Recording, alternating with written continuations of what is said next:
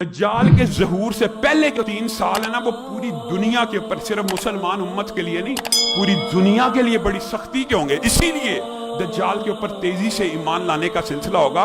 वजह सुन लीजिए, हदीस के अल्फाज ये हैं, 3 साल इतनी शिद्दत के होंगे। पहले साल अल्लाह ताला आसमान को हुक्म देगा, 1/3 बारिश बंद, बारिश बंद। अगले साल हुक्म देगा 2/3 बारिश बंद, 2/3 बारिश बंद हो जाएगी। तीसरे साल हुक्म देगा आसमान को कि 1 कतरा भी जमीन के ऊपर पानी का नहीं बरसाना। ये 3 साल शिद्दत के, जब पूरी दुनिया देख लेगी, पूरी दुनिया शिद्दत के ऐसे 3 साल देखेगी, गल्ला कहाँ होगा, अनाज कहाँ होगा? जब आसमान से 1/3 पहले साल, 2/3 दूसरे साल, तीसरे साल 1 कतरा नाज़िल नहीं होना, तो बताइए हालात वाकयात तो फितने की तरफ ऑटोमेटिक बढ़ते चले गए।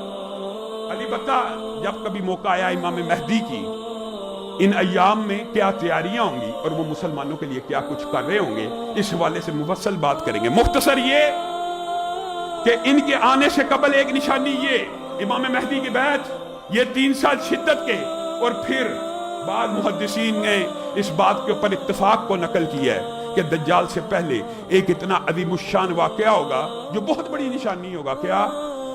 दरियाए फुरात के अंदर सोने का एक पहाड़ नमूदार हो जाएगा। मेरे भाइयों, यहां भी मुनकरीन हदीस ने कमाल ही कर दी। मुनकरीन हदीस ने जैसे दज्जाल को सिस्टम का, अमेरिका, इसराइल, इस तरह के नाम दिए, हदीस की हर, वही की हर किस्म का इनकार करते चले आए।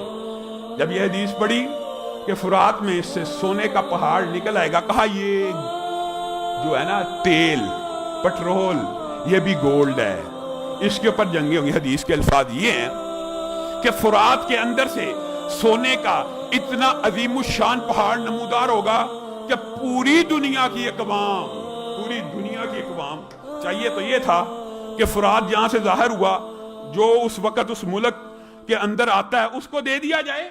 पूरी दुनिया की अक़वाम ये दावा करेंगी इस पहाड़ के ऊपर हमारा हक है। लालच, कैसी लालच होगी? इक्तसादियात की लालच ने ईमान की, इस्लाम की रूह निकाल के रख दी है।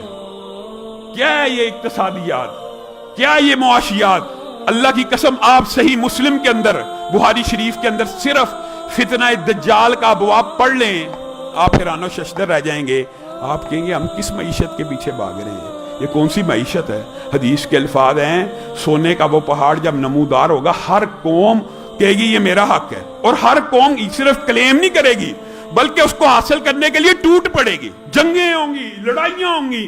हदीस में आता है इतने गाफिल हैं, इतने बदबख्त हैं, उस एक पहाड़ के लिए, सोने के लिए ऐसे लड़ेंगे। अल्लाह का पैदा करता है जो रह भी दुनिया में जाना है। आज भी जितने खजाने हैं, चाहे आपके घर में सोने की चूड़ी है, एक वक्त आने वाला है ये सारे के सारे खजाने इसी जमीन में रह जाने वाले हैं। वलिल्लाहि मीरासुस समावात, अल्लाह हर खजाने का वारिस रह जाएगा। हम ये समझते हैं हमारे बच्चे हमारी दौलत के वारिस हैं, नहीं, आर्दी तौर पे तो हैं, लेकिन हकीकी विरासत, अगर इंसान को ये फलसफा समझ आ जाए ना, बाद औकात हम ऐसी बात करते हैं, कहते हैं ये तो तसव्वुफ की तरफ बात जा रही। बात तसव्वुफ की नहीं है मेरे भाइयों।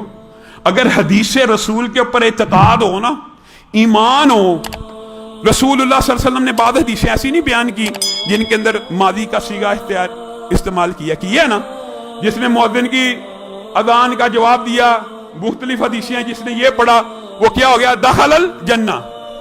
यहां पे जो सीगा है वो मादी का है। मादी का सीगा मुस्तकबिल के लिए जब इस्तेमाल किया जाता है तो मुराद क्या होती है? मुराद ये होती है कि वो जन्नत में दाखिल हो गया, हो चुका है, हो जाएगा नहीं, वो हो चुका है, क्योंकि अल्लाह के रसूल ने कह दिया जो ये अमल करेगा वो दाखिल हो गया, वो समझे मैं दाखिल हो चुका हूं।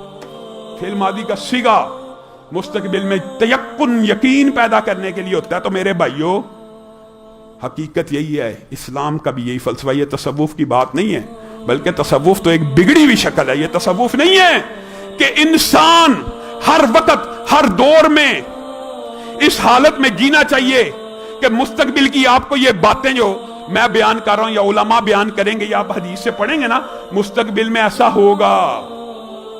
अगर वही पे यकीन हो ना, तो अल्लाह की कसम आपकी कैफियत ये हो कि हो चुका है।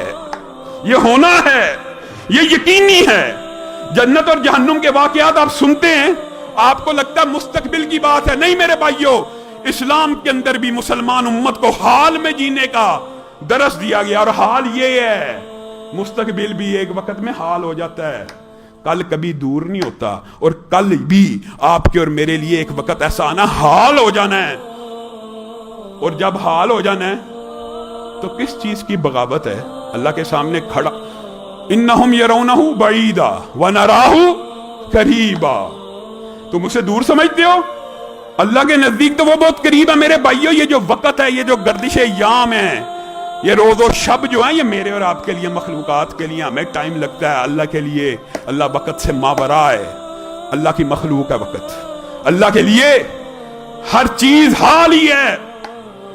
اسی طرح میرے اور آپ کے لیے بھی ہمارا یہ عقیدہ ہونا چاہیے, جو سن رہے ہیں یہ حال ہے, یہ ہو جانا ہے, یہ یقینی ہے, یہ بدیہی ہے. جب یقینی اور بدیہی ہے تو کس دولت کے پیچھے بھاگ رہے ہو؟ حدیث میں تو آ رہا ہے کہ اتنی بڑی جنگ ہوگی اس سونے کے اس پہاڑ کے پیچھے لالچ میں آ کر کہ پوری دنیا کے افراد کا تناسب رسول اللہ نے بیان کر دیا. پوری دنیا میں اگر اس وقت 100 افراد ہوں گے, حدیث رسول ہے, کسی مولوی کا فتویٰ نہیں ہے, 99 لوگ آپس میں قتل کرتے کرتے مر جائیں گے, جدال کرتے کرتے لڑتے لڑتے مر جائیں گے, اس امید کے اوپر کہ بچنے والا آخری شاید میں ہی ہوں, تو یہ سونے کا پہاڑ مجھے مل جائے. اور حدیث کے جو, اگر آپ فتنے کی یہ حدیثیں پڑھیں نا, تو اللہ کی قسم انسان حیرت زدہ رہ جاتا ہے. رسول اللہ صلی اللہ علیہ وسلم نے فرمایا, یہ تو بات کے ایام کی باتیں ہیں, لیکن میں آپ کو صرف موضوع کی مطابقت سے یہاں بیان کر رہا ہوں. ایک وقت ایسا آنے والا ہے, یہ جو گھوڑے ہیں نا, یہ جو بھینسیں ہیں, یہ جو ہیرے جواہرات ہیں, ایک وقت امت کے اوپر ایسا بھی آنے والا ہے, ان کی قدر و قیمت مسلمان امت کی نظر میں حضرت امام مہدی کے بعد, حضرت عیسیٰ کے آ جانے کے بعد, دنیا کو امن سے بھر دینے کے بعد اتنی حقیر رہ جائے گی, اتنی حقیر رہ جائے گی کہ چند دینار کا بھی لوگ گھوڑا نہیں خریدیں گے, کیونکہ آخرت کی فکر لاحق ہو جائے گی. جب حقیقت ہو جاتی ہے نا انسان کے دل میں, اس کو پتا چل جاتا ہے یہ درہم و دینار کوئی چیز نہیں ہے, یہ سونے کا پہاڑ نمودار ہوا. 99 لوگ حدیث میں آتا ہے قتل کرتے کرتے ایک دوسرے کو مر جائیں گے, ایک بندہ بچے گا, ہر 100 میں سے صرف ایک بندہ بچے گا.